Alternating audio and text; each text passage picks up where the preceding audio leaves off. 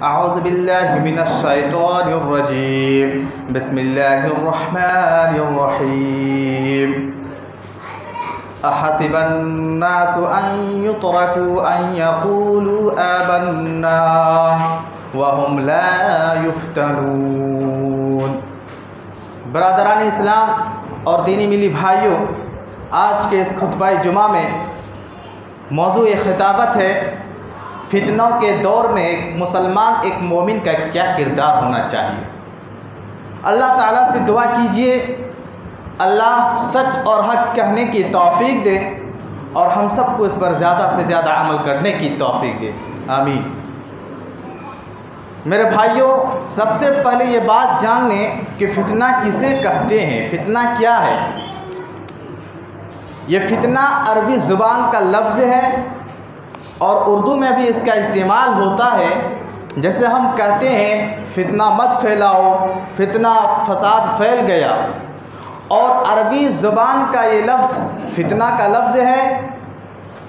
अरबी ज़ुबान में इसका एक माना आज़माइश और इम्तिहान, जांचने और परखने के हैं, और इस माने में अल्लाह तबारक व तआला ने कुरान में लफ्ज़ फ़ितना को इस्तेमाल किया। जैसा कि अल्लाह तबारक व तआला सूरतुल अनकबूत आयत नंबर 2 पर इरशाद फरमाता है, अन यक़ूलू आमन्ना वहुम ला युफ्तनून। क्या वो लोग ये गुमान कर रखे हैं, ये ख्याल कर रखे हैं, कलमा पढ़ लेने के बाद, ईमान ले आने के बाद, हक बात मान लेने के बाद हमारी आजमाइश ना होंगी, इम्तिहानात नहीं आएंगे? हरगिज़ नहीं। वहुम ला युफ्तनून, ऐसी बात नहीं है। बल्कि इस्लाम को कबूल किए हो, दीन पर आए हो, ईमान को अपनाए हो, तो आजमाइश का सामना करना पड़ेगा, इम्तिहान का सामना करना पड़ेगा। इस आयत करीमा में अल्लाह तबारक व तआला ने लफ्ज़ फ़ितना को आजमाइश और इम्तिहान के बारे में इस्तेमाल किया। मेरे भाइयों, फ़ितना किसे कहते हैं? फ़ितना ऐसे हालात और ऐसे माहौल को कहते हैं जो हालात, जो माहौल हमारे अक़ीदे के लिए चैलेंज बन जाए, हमारे ईमान के लिए चैलेंज बन जाए, हमारे अखलाक और किरदार के लिए चैलेंज बन जाए, हमारी अमानत और दयानत के लिए चैलेंज बन जाए, हमारे ईमान के लिए ख़तरा बन जाए, तो ऐसे हालात और ऐसे माहौल को फ़ितना कहा जाता है। और ऐसे ही हालात और ऐसे ही माहौल के बारे में अल्लाह के रसूल जनाब मोहम्मद रसूलुल्लाह सल्लल्लाहु अलैहि वसल्लम ने अपने सहाबा को आगाह करते हुए, डराते हुए फरमाया था, बादिरू बिल आमाली फितनन कक़ितअल लैलिल मुज़लिम। हे मेरे साथियों और मेरे सहाबा सुनो, नेकियों में जल्दी करो, अनामल सालेह में जल्दी करो, कबल इससे के फितने का ज़माना आ जाए। और जब फितने रोनुमा होंगे तो बहुत ज़्यादा फितने होंगे। आपने कहा कक़ितअल लैलिल मुज़लिम, अंधेरों रात की तरह फितने बर्पा होंगे। जिस तरह हम देखते हैं अंधेरी रात होती है, सामने कुछ दिखाई नहीं देती, ना कुछ सुझाई देती है, ऐसे फितने आ जाएंगे, ऐसे फितने का हालात हो जाएंगे कि हक की रोशनी कहीं नज़र ना आएगी। इसलिए अल्लाह के रसूल ने सहाबा से कहा कि इस तरह के फितने आने से पहले पहले नेक आमाल में जल्दी कर लिया करो। और इतना ख़तरनाक माहौल होगा, आपने इसी हदीस में फरमाया कि सुबह को इंसान मोमिन होगा, शाम होते होते उसका ईमान ख़त्म हो जाएगा, शाम होते होते वो काफिर हो जाएगा। वयुमसी मोमिनन वयुस्बिहु काफिरन, और रात में जब बिस्तर पर वो लेटेगा मोमिन की हालत में होगा, और सुबह होते होते उसका ईमान ख़त्म हो जाएगा, सुबह होते होते वो काफिर हो जाएगा। इतना ख़तरनाक दौर होगा।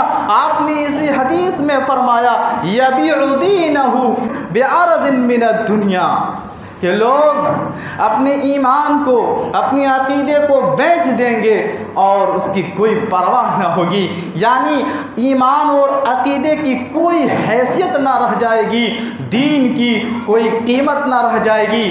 अपने ईमान और अपने अकीदे को महज दुनिया के चंद टकों के बदले, दुनिया के चंद रुपयों और पैसों के बदले अपने ईमान का सौदा कर देगा। इतना ख़तरनाक माहौल होंगे। इसीलिए अल्लाह के रसूल सल्लल्लाहु अलैहि वसल्लम ने सहाबाए कराम को आगाह करते हुए फरमाया कि इस कदर फितने आने से पहले पहले नेक आमाल कसरत से कर लिया करो, नेकियों में देर ना करो, नेक आमाल जल्दी से कर लिया करो। मेरे भाइयों, मौजूदा हालात का अगर आप जायज़ा लेंगे, बहुत सारे फितने मिलेंगे। उनमें से एक मौजूदा दौर का जो बहुत बड़ा फितना है वो औरत का फितना है, और ये वही फितना है जिसके बारे में प्यारे नबी जनाब मोहम्मद रसूलुल्लाह सल्लल्लाहु अलैहि वसल्लम ने फरमाया था, मा तरक्तु बादी, सही बुखारी की रिवायत है। आपने कहा, मैंने अपनी उम्मत के लोगों के लिए औरत से ज़्यादा कोई ख़तरनाक फितना नहीं छोड़ा। यानी इस दुनिया का सबसे ख़तरनाक फितना औरत का फितना है। और इसी बात को मज़ीद वजाहत करते हुए प्यारे नबी सल्लल्लाहु अलैहि वसल्लम एक दूसरी हदीस में फरमाते हैं, फत्तकुद दुनिया वत्तकुन निसा, ए लोगो दुनिया से बचो, दुनिया से बचो और औरतों से बचो। क्यों?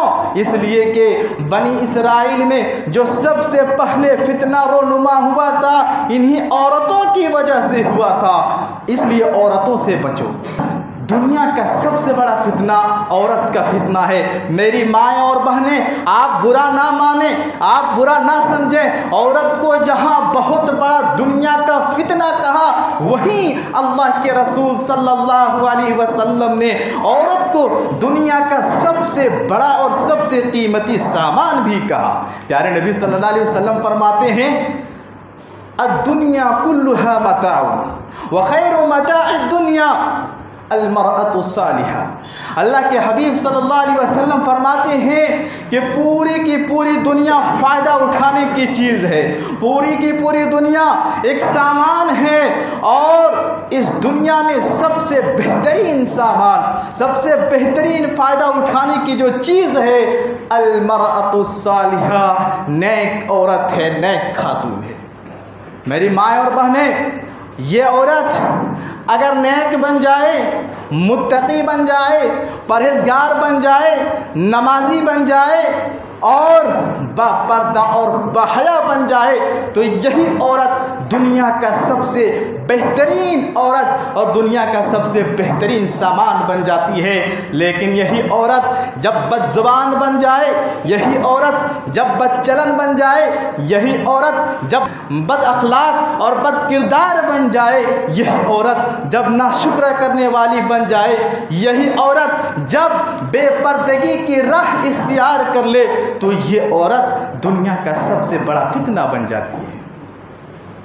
औरत पर्दे में रहने वाली चीज़ है। अल्लाह के रसूल सल्लल्लाहु अलैहि वसल्लम एक हदीस में फरमाते हैं, अलमरअतु औरतुन, औरत छिपाने का नाम है, औरत जाहिर करने का नाम नहीं है।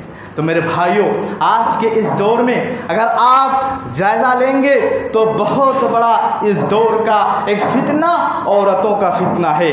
औरत जब घर से निकले और बेपर्दा होकर निकले, पर्दे का एहतमाम न करे, तो अल्लाह के रसूल सल्लल्लाहु अलैहि वसल्लम फरमाते हैं, इस्तशरफ़हा शैतान, उसके पीछे शैतान लग जाता है। फिर ये शैतान लोगों को इस बेपर्दगी वाली औरत के ज़रिए से फितने में मुब्तला करता है, फितने में लोगों को डालता है। इसलिए मेरी माँ और बहनों, जब भी घर से निकलें बापर्दा निकलें, पर्दा होकर निकलें और नए खातून बने, सालिह खातून बने, पर्दे का इहतमाम करें। इसलिए कि अल्लाह के रसूल सल्लल्लाहु अलैहि वसल्लम ने औरत को सबसे बड़ा फितना करार दिया। इसी तरीके से अगर इस दौर का आप जायज़ा लेंगे तो इस दौर का एक बहुत बड़ा जो फितना है वो माल का फितना है, दौलत का फितना है। मेरे भाइयों, माल और दौलत ये इंसान की ज़रूरत है इंसानी ज़िंदगी के लिए। बग़ैर माल के, बग़ैर दौलत के इंसान की ज़िंदगी कैसे गुजरेगी। लेकिन याद रहे, यही माल अगर इंसान को ईमान से दूर कर दे, यही माल इंसान को अक़ीदे से दूर कर दे, यही माल इंसान को दीन से दूर कर दे, यही माल इंसान को अल्लाह के ज़िक्र से दूर कर दे, यही माल इंसान को अल्लाह के घर मस्जिद से दूर कर दे, यही माल इंसान को तिलावत कुरान से दूर कर दे, तो ये माल उसके लिए फितना बन जाता है। ये माल उसके लिए फितना बन जाता है। और आज का जायज़ा लीजिए, आज कितने ऐसे इंसान हैं जो इस फितने में मुब्तला हैं, इस माल और दौलत के चक्कर में आकर नमाज से दूर हैं, ईमान से दूर हैं, अल्लाह का घर मस्जिद से दूर है, मस्जिद से दूर है, महज दुनिया के माल और दौलत के खातिर। मेरे भाइयों, ज़रा सोचो तो सही, हम जिस माल और जिस दौलत के चक्कर में आकर नमाज को नहीं आते, नमाज नहीं पढ़ते, अल्लाह से हम दुआएं नहीं कर रहे हैं, ज़िक्र अज़कार नहीं कर रहे हैं, ज़रा सोचो, अगर मौत आ गई तो फिर हमारे साथ क्या जाने वाला है। मौत आ गई तो हमारे साथ कौन सी चीज़ जाएगी। क्या ये माल और दौलत जिसके चक्कर में आकर हम दिनों रात एक कर देते हैं और अल्लाह को कभी याद नहीं करते, नमाज का एहतमाम नहीं करते, तिलावत कुरान का एहतमाम नहीं करते। मेरे भाई ज़रा सोचो एक लम्हे के लिए, अगर मौत आ गई तो क्या लेकर जाओगे। क्या बैंक अकाउंट में जो बैलेंस है वो हमारे कब्र में जाएगा, या हमारी तिजोरियों में जो माल और दौलत बंद है वो हमारे कब्र में जाएगा। नहीं मेरे भाइयों, नहीं, ये दौलत, ये सामान, ये माल दुनिया ही में रह जाने वाला है। साथ अगर कोई चीज़ जाएगी तो वह हमारी नेकियां होंगे, हमारे नेक अमाल होंगे, हमारे अमल साले होंगे। इसलिए मैं कहना चाहूँगा मेरे भाइयों, माल दौलत इंसान की एक ज़रूरत है इंसानी ज़िंदगी के लिए, लेकिन माल और दौलत के चक्कर में इस कदर अपने आप को गुम ना कर दें कि अल्लाह की इबादत, नमाज जो एक बेहतरीन और सबसे बड़ी इबादत है, उस इबादत से हम दूर हो जाएं। मेरे भाइयों ज़रा सोचो, मस्जिदें जब बंद थी लॉकडाउन में, हम किस तरह बेचैन हो जाते थे। अल्लाह को घर आने के लिए हम तरसते थे, दुआएं करते थे, कब अल्लाह का घर खुल जाए, कब मस्जिदें खुल जाए, हम जाकर अल्लाह के घर में सजदा करेंगे, अल्लाह के घर में नमाजें पढ़ेंगे।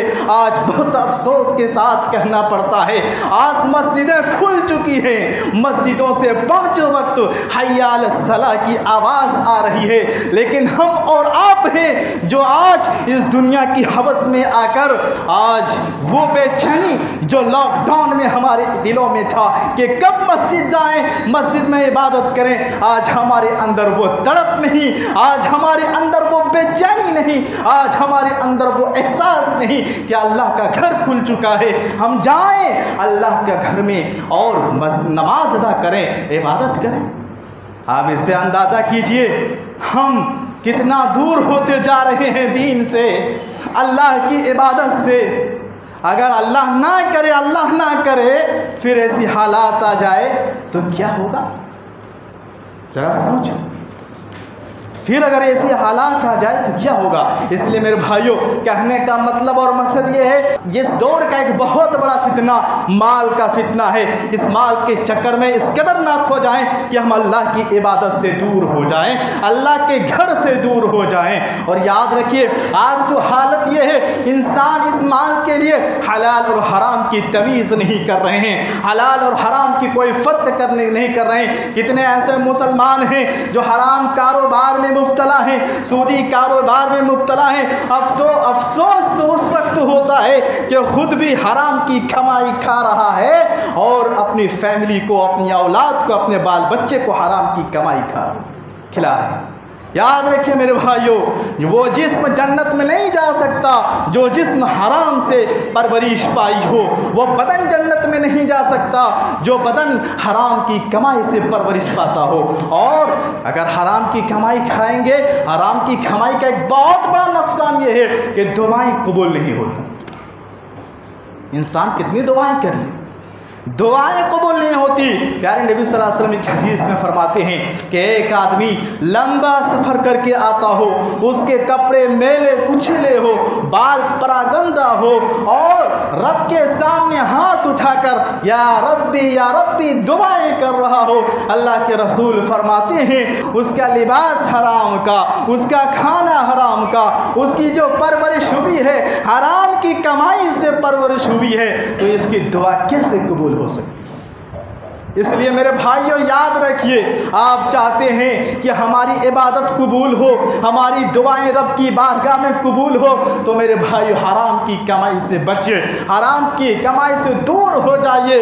और अल्लाह के रसूल सल्लल्लाहु अलैहि वसल्लम की हदीस में फरमाते हैं एक ज़माना ऐसा आएगा, एक ज़माना ऐसा आएगा लोगों पर कि माल और दौलत के चक्कर में इस कदर गुम हो जाएंगे, उन्हें किसी चीज़ की परवाह ना होगी, न हलाल की न हराम की। अम मिन हलालिन औ मिन हरामिन, सिर्फ एक ही परवाह होगी, माल कहाँ से आ जाए, दौलत कहाँ से आ जाए, चाहे हराम से माल आए चाहे हलाल से आए, इसकी कोई परवाह ना रह जाए। मेरे भाइयों माल दौलत या अल्लाह का फजल है, अल्लाह ने माल को फजल कहा है, लेकिन याद रहे इस माल के चक्कर में आकर हम अल्लाह को भूल जाएं, कुरान को भूल जाएं, इबादत को भूल जाएं, तो यह माल हमारे लिए फितना बन जाएगा। तो मेरे भाइयों इस दौर का एक बहुत बड़ा फितना माल का फितना है। अल्लाह ताला हम सबको इन फितनों से महफूज रखे। इसी तरीके से इस दौर का एक बहुत बड़ा फितना अगर आप जायज़ा लेंगे तो आज हमारे नौजवानों को मोबाइलों में फंसा दिया गया है, उनको औरत का नशा दे दिया गया है, उनको शराबों में उलझा दिया गया है, उनको बीड़ी गुटखा सिगरेट और इस तरह की गंदगी और बेहुदगी की चीज़ में आज उन्हें फंसा दिया गया है। बिलखुसूस आज के इस दौर में मोबाइल एक बहुत बड़ा फितना बन गया है। मेरे भाइयों ये मोबाइल अगर इंसान सही इस्तेमाल करता है, इंसान अगर इसको सही से यूज़ करता है, तो ये मोबाइल एक बहुत बड़ी नेमत है, बहुत बड़ी नेमत है। इस मोबाइल से हम कुरान सीख सकते हैं, इस मोबाइल से हम दीन की तालीम सीख सकते हैं, इस मोबाइल से हम उलमाए कराम के अच्छे अच्छे बयानात सुन सकते हैं। अगर इंसान इस मोबाइल को सही इस्तेमाल करता है ये बहुत बड़ी नेमत है, लेकिन इस मोबाइल को अगर इंसान गलत इस्तेमाल करे तो यही मोबाइल उसके लिए बहुत बड़ा फितना बन जाता है। और आज हम और आप देख ही रहे हैं, आज हम और आप देख ही रहे हैं इस मोबाइल के गलत इस्तेमाल की वजह से आज नौजवान लड़के और लड़कियां किस कदर बेहयाई के शिकार हैं। रातों रात बगैर निकाह के लड़के लड़कियां फ़ोन पर गुफ्तगू कर रहे हैं, और इस मोबाइल की वजह से बॉयफ्रेंड गर्लफ्रेंड का एक सिलसिला शुरू हो चुका है। इस मोबाइल की वजह से और बगैर निकाह के फ़ोन पर बात की जाती है। मेरे भाइयों इस मोबाइल की वजह से जब बगैर निकाह के चाहे मुसलमान हो के गैर मुसलमान हो, आज ये चीज़ नहीं देखी जा रही है, और बात करते करते ये लोग इश्क और मोहब्बत के कश्ती पर सवार हो जाते हैं। और नतीजा क्या निकलता है, कभी लड़का लड़की को भगा कर ले जाता है, कभी लड़की खुद घर से भाग जाती है। और अगर इन दोनों की राह में कोई रुकावट बने तो या तो सुसाइड कर लेते हैं या तो अपने इलाके को छोड़कर चले जाते हैं। ये मोबाइल का फितना है मेरे भाई। इसलिए मैं उन माओ बहनों और ऐसे लोगों से कहूँगा जो अपनी औलाद के हाथ में मोबाइल दे रहे हैं, आप मोबाइल तो दे रहे हैं, लेकिन ये भी देखिए कि हमारी औलाद मोबाइल को कैसे यूज़ करते हैं। हम डाटा उसे दे रहे हैं, उन डाटा को वो कहाँ ख़त्म कर रहे हैं, फिल्मी गानों में या पढ़ाई लिखाई में कैसे मोबाइल का इस्तेमाल कर रहे हैं। और हालत आज देखिए, आप मगरिब के बाद गलियों का चक्कर लगाइए तो आप हैरत में पड़ जाएंगे। हमारी नौजवान नस्ल मोबाइल को लेकर के 2-4 वहाँ बैठे हैं, 2-4 वहाँ बैठे हैं, 2-4 यहाँ बैठे हैं और क्या कर रहे होते हैं। कोई पबजी गेम खेल रहा होता है, कोई दूसरे गेम खेल रहा होता है, कोई फिल्में गाने देख रहा होता है, अलगत मोबाइल का सही इस्तेमाल नहीं करता है। मैं ऐसे नौजवान भाइयों से कहना चाहूँगा, ये जवानी बहुत बड़ी कीमती चीज़ है। मेरे भाइयों, इस जवानी की हिफाजत करो और इस फितने से अपने आप को बचाओ, मोबाइल का सही इस्तेमाल करो। मेरे भाइयों, कहने का मतलब और मकसद ये है कि आज के इस दौर में एक बहुत बड़ा जो फितना है वो मोबाइल का फितना है। अगर इंसान गलत इस्तेमाल करता है तो इसी तरीके से अगर आज देखा जाए तो इस तरह के बहुत सारे फितने हैं, लेकिन इन फितनों के हालात में, फितनों के माहौल में एक मोमिन, एक मुसलमान का किरदार क्या होना चाहिए। आज देख रहे हैं किस कदर फितने हैं। एक फितना दबता है कि दूसरा फितना सर उठा लेते। हम अपने मुल्क से जानते हैं, अपने मुल्क के हालात हर कोई वाकिफ़ है।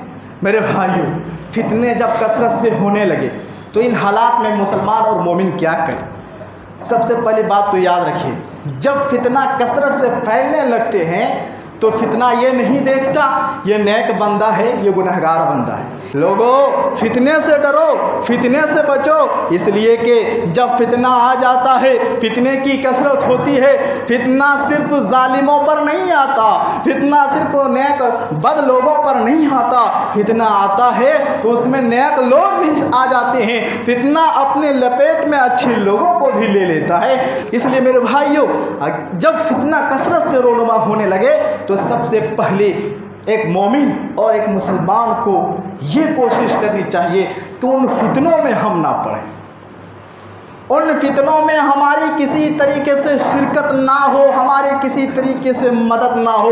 लड़ाई झगड़े के फितना चल रहे हैं, हमारी कोशिश हो कि हम उन फितनों में शामिल ना हो, हमारी किसी तरीके से उस फितनों में मदद ना हो। गाने बजाने की महफिल चल रही है, हमारी कोशिश हो कि इन गाने बजाने के महफिल में हम शिरकत ना करें। शराब का दौर दौरा चल रहा हो, हमारी कोशिश हो इस महफिल में हमारी शिरकत ना हो। जुए के अड्डे चल रहे हो, जुए खेल रहे हो, हमारी कोशिश हो कि हम इन फितनों में ना पड़े। इंसान, एक मोमिन, एक मुसलमान सबसे पहले ये कोशिश करे कि किसी भी फितने में हमारी शिरकत ना हो, किसी भी फितने में हमारा हाथ ना हो, किसी भी फितने में हम शामिल ना हो, किसी भी फितने में। और याद रखिए, और फितना जब रोनुमा होने लगते हैं तो एहतियाती तदाबीर भी इख्तियार करना चाहिए। एक तो कोशिश हो कि हम इन फितनों में मुब्तला ना हो, हम उसमें शामिल ना हो, साथ साथ कोशिश करें कोई रास्ता निकल जाए, हम फितनों से बच जाएं।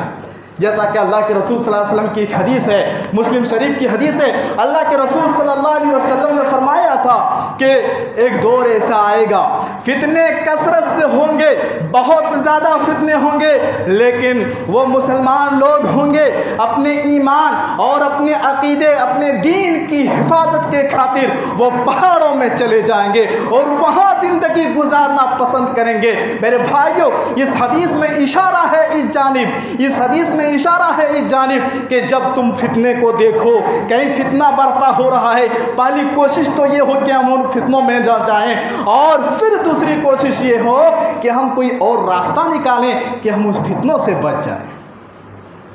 तो तदबीर भी इख्तियार करनी चाहिए। इसी तरीके से जब फितने का दौर कसरत से आ जाए, फितने का ज़माना, फितना बहुत ज़्यादा फैल जाए, तो एक मोमिन, एक मुसलमान का किरदार ये होना चाहिए कि वो अपने ईमान को, अपने अकीदे को मजबूती से थामे रखे, साबित कदम रहे। क्यों? इसलिए कि ये अक़ीदा तौहीद ये तालीम देता है कि जो भी फितने आते हैं, जो भी मुसीबतें आती हैं, जो भी परेशानियां आती हैं, या अल्लाह रब्बुल आलमीन की जानिब से और अल्लाह के हुक्म से ये आजमाइश और फितने आते हैं। अल्लाह तबारक व तआला इरशाद फरमाता है, मा असाबा मिन मुसीबतिन इल्ला बिइज़्निल्लाह। इंसान को जो भी मुसीबत आती है, जो भी परेशानियां आती है, ये अल्लाह के हुक्म से आती है। इसलिए फितनों के दौर में सबसे पहले अपने ईमान और अक़ीदे तौहीद को मजबूत करें। और इसी तरीके से जब फितना कसरत से फैलने लगे, फितना आम होने लगे, तो एक मोमिन और मुसलमान का किरदार ये होना चाहिए कि किताबुल्लाह को और सुन्नत रसूलुल्लाह को मजबूती से पकड़े रखें। क्यों? इसलिए कि अल्लाह की जो किताब है वो किताब हमें बतलाती है कि गुमराही से कैसे निकलेंगे, फितनों से कैसे बचेंगे, फितनों का मुकाबला कैसे करेंगे। इसलिए कैसे करेंगे? इसलिए किताबुल्लाह को और सुन्नत रसूलुल्लाह को अपनाएं। और सुन्नत रसूलुल्लाह का भी यही मामला है, यही वजह है अल्लाह के रसूल जनाब मोहम्मद रसूलुल्लाह सल्लल्लाहु अलैहि वसल्लम ने फरमाया था, तरक्तु फीकुम शैयैन, मैं तुम्हारे दरमियान दो चीज़ें छोड़कर जा रहा हूँ, इन दो चीज़ों को मजबूती से पकड़ लो, लन तदिल्लु बादहुमा, तो कभी गुमराह न होगे। वो दो चीज़ें क्या है? आप सल्लल्लाहु अलैहि वसल्लम ने फरमाया, किताब अल्लाह, अल्लाह की किताब, व सुन्नती, और मेरी सुन्नत। इसलिए जब फितना कसरत से फैलने लगे तो किताबुल्लाह और सुन्नत रसूलुल्लाह को मजबूती से पकड़े रखें। और इसी तरीके से जब फितना आम होने लगे तो अल्लाह रब्बुल आलमीन की खूब इबादत करनी चाहिए। अल्लाह के रसूल सल्लल्लाहु अलैहि वसल्लम की हदीस है, आपने फरमाया, अल इबादतु फिल हर्ज का हिजरतिन इलैया, फितनों के दौर में इबादत करना ऐसा ही है जैसे कि मेरी तरफ हिजरत करना।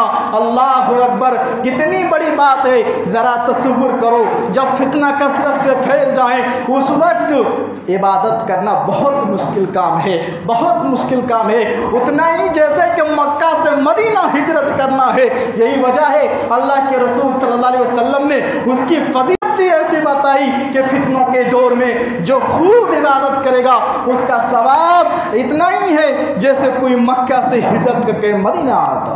अल्लाह अकबर।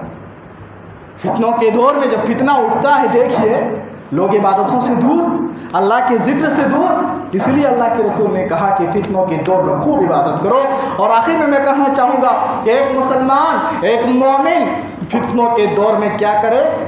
अल्लाह रब्बुल आलमीन से खूब दुआएं करें, खूब दुआएं करें। हर तरीके के फितने से बचने के लिए अल्लाह की पनाह तलब करें। सही मुस्लिम की रिवायत है, अल्लाह के रसूल सल्लल्लाहु अलैहि वसल्लम ने सहाबाए कराम से कहा था, ए मेरे साथियों, तुम हर तरह के फितने से अल्लाह की पनाह तलब करो, अल्लाह की पनाह तलब करो। सहाबाए कराम ने कहा, नऊज़ु बिल्लाहि मिनल फितनि मा ज़हरा मिन्हा व मा बतन, हम अल्लाह की पनाह तलब करते हैं हर उस फितने से जो ज़ाहिर है और हर उस फितने से जो पोशीदा है, जो नज़र ना आ रही है। उन फितनों से अल्लाह की पनाह तलब कर रहे हैं, और जो ज़ाहिरी फितने हैं उन फितनों से अल्लाह की पनाह तलब कर रहे हैं। तो मेरे भाइयों, जब फितने कसरत से फैल जाएं, रब का कसरत से जिक्र करें, इस्तिग़फ़ार करें, तक़वा इख्तियार करें, अल्लाह की खूब इबादत करें। ये चंद बातें थी। अल्लाह तबारक व तआला से दुआ कीजिए अल्लाह ताला हमें और आपको हर तरह की फितनों से महफूज रखे, हर तरह के फितनों से बचाए।